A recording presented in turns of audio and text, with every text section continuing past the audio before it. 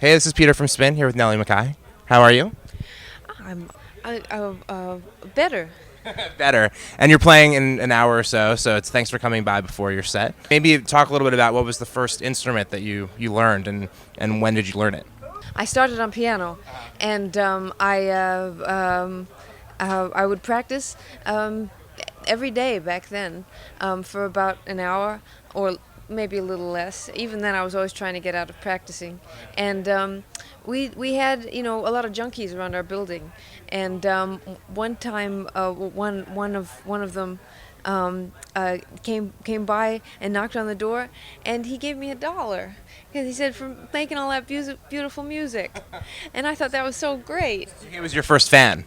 In a way, but I mean, it's just testimony to how poor people will, be so much more generous with what little they have. I mean, all the ladies who could hardly afford their rent, feeding pigeons and the cats in the neighborhood, with what little they had, and this junkie who, he could have got some good smack for that $1, and he's giving it to, a little girl for playing her piano. I think it's not only testimony to how generous poor people are, but as opposed to rich folk, but how the power of music and how much everybody at every level of society needs it. After I saw the movie about Jerry Lee Lewis, well, I wanted to set the piano on fire like he did, but that didn't.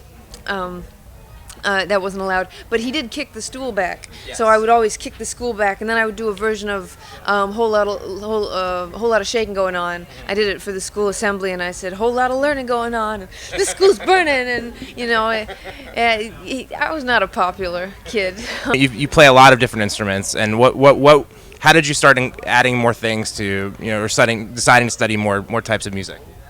Oh, I think short attention span and undiagnosed ADD is basically.